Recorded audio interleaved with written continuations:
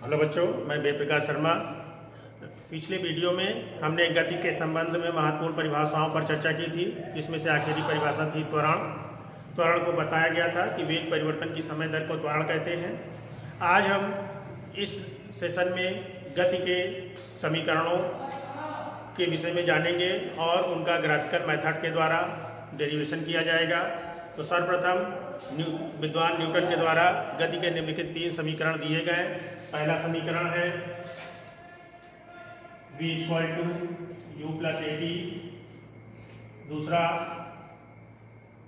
s = ut + ½ at², और तीसरा v² = u² + 2as, जहाँ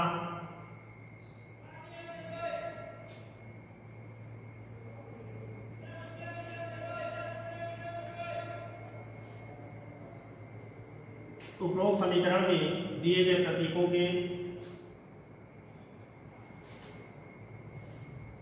निम्नलिखित रूप में संदर्भित किया गया है। v, u, s, t और a। v t समय पश्चात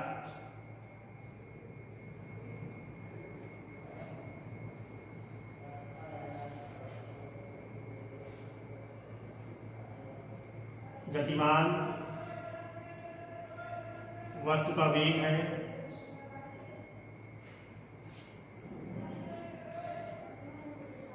u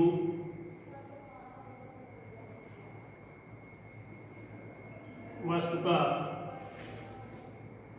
प्रारंभिक वेग है।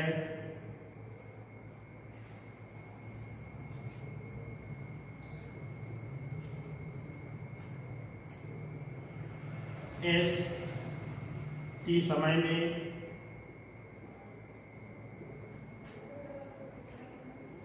वस्तु का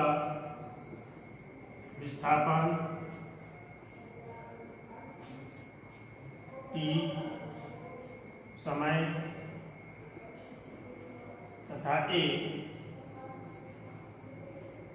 त्वरण, एक्सेलरेशन। तो उपरोक्त समीकरणों में जितने भी संकेतों का प्रयोग किया गया है उनका विस्तृत नाम यहाँ पर लिख दिया गया है। v t गतिमान वस्तु का t समय पश्चात वेग है, u वस्तु का प्रारंभिक वेग है, s t समय पश्चात वस्तु का विस्थापन, t समय अंतराल और a त्वरण।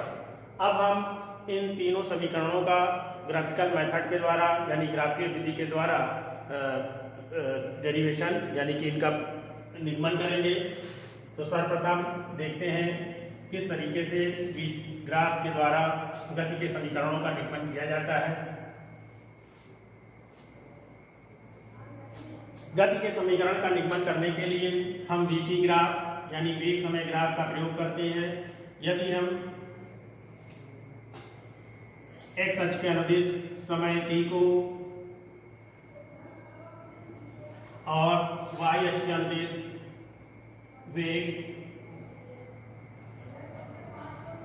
को प्रदर्शित करते हैं, तो इस तरह प्राप्त ग्राफ को हम वेग समय ग्राफ कहते हैं। यदि कोई वस्तु प्रारंभिक वेग u से गतिमान है और t समय पश्चात उसका वेग v हो जाता है,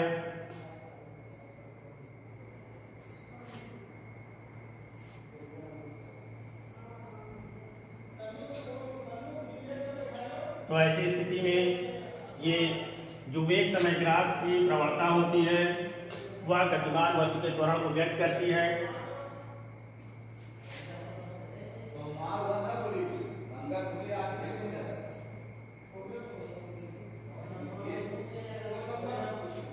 तो देखिए प्रथम समीकरण, फर्स्ट इक्वेशन ऑफ मोशन।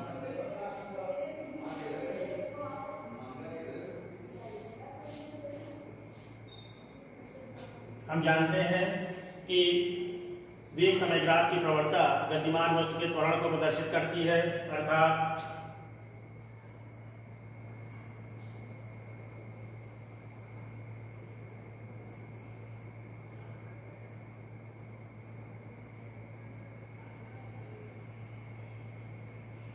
ये बराबर tan थीटा या ए बराबर त्रिभुज ए बी डी में ए बराबर ए बी अपान ए बी। फिगर को देखिए, यहां से यहां तक वस्तु का प्रारंभिक वेग है। यहाँ पर ये फिगर यह प्रदर्शित कर रहा है कि वस्तु की जब हम गणना करना शुरू करते हैं उस समय वस्तु प्रारंभिक वेग u से गतिमान है और यहाँ से टाइम काउंट करना शुरू किए t बराबर 0 से t बराबर t समय के लिए वस्तु का वेग v हो जाता है। तो ऐसी स्थिति में a से b का मान हो जाएगा v माइनस u और समय t। तो चित्र से a equal to a b v minus u upon t या a t equal to v minus u या v equal to u plus A t. यह न्यूटन द्वारा दिए गए गति का प्रथम समीकरण है। इसके बाद द्वितीय इक्वेशन के विषय में हम चर्चा करेंगे। द्वितीय इक्वेशन t समय पश्चात वस्तु के द्वारा तय की गई विस्थापन के लिए प्रयोग t समय पश्चात तय किए गए विस्थापन को ज्ञात करने के लिए प्रयोग किया जाता है। हम जानते हैं कि देखिए द्वितीय इक्वेशन पुनः एक बार मैं आपको बता रहा हूं। गति के द्वितीय समीकरण का उपयोग किसी भी गतिमान वस्तु द्वारा जो एक समान त्वरण ए तथा प्रारंभिक वेग से गतिमान है t समय पश्चात तय किए गए विस्थापन के लिए किया जाता है। हम जानते हैं कि वस्तु द्वारा तय की गए विस्थापन s बराबर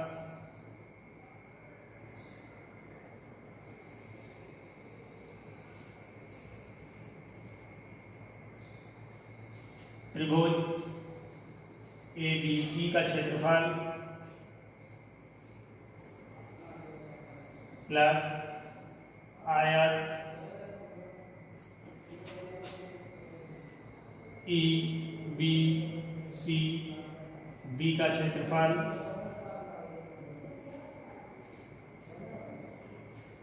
तो एस बराबर त्रिभुज का क्षेत्रफल half base into height A B into B E plus आयत का क्षेत्रफल लंबाई गुणे चौड़ाई E B into B C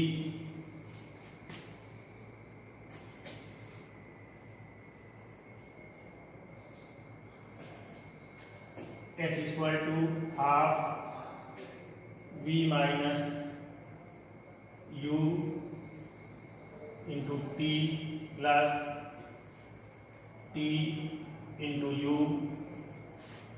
S equal to U T plus half U minus A T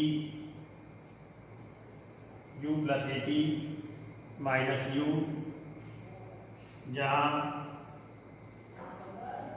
v बराबर u प्लस ए टी रखने पर s equal to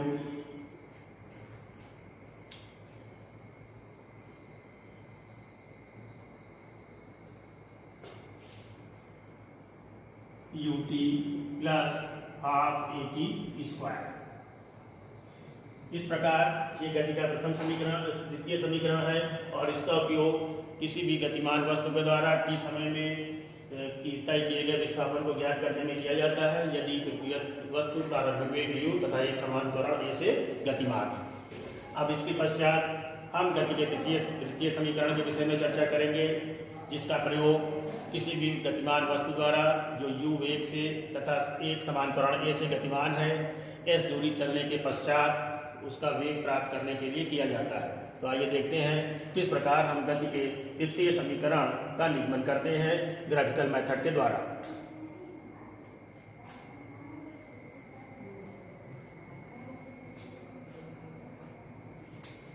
third equation of motion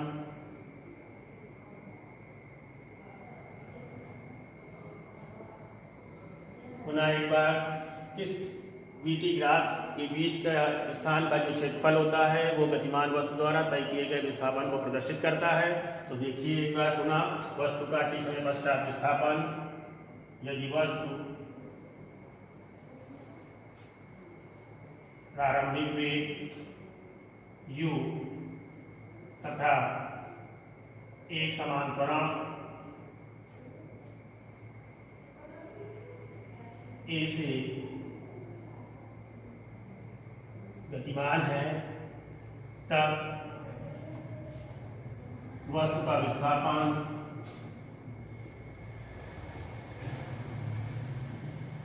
S बराबर समलंब ACBE का क्षेत्रफल S बराबर हाफ AC प्लस ED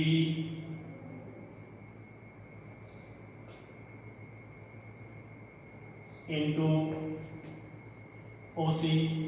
आप जानते हैं समलंब का क्षेत्रफल 1/2 समांतर भुजाओं का योग गुणे उनके बीच की लंबवत दूरी। S इक्वल टू हाफ क्षेत्र से AC V है जबकि ED U है इंटू OC समय T है। S इक्वल टू हाफ, अब T का मान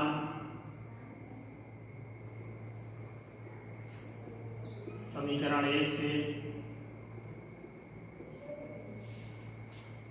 T equal to V minus U upon A रखने पर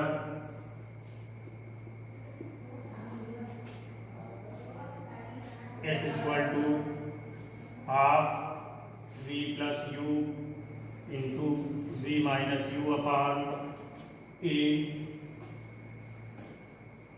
2AS equal to V square minus U square या V square equal to U square plus 2AS। तो बच्चों ये गति का तृतीय समीकरण है और इस समीकरण का उपयोग हम कब करते हैं, जब हमें S समय के पश्चात S दूरी तय करने, S विस्थापन तय करने के पश्चात किसी भी गतिमान वस्तु का वेग ज्ञात करना होता है। या बहुत आसान तरीका यह है कि जब हमारे पास समय t ज्ञात ना हो तो ऐसी स्थिति में हम गति के तृतीय समीकरण का प्रयोग करते हैं। इस प्रकार आज आपने गति के तीनों समीकरण के विषय में चर्चा कर ली है और ये बहुत ही महत्वपूर्ण समीकरण है जिनका आपको हमेशा फिजिक्स में यूज करना है।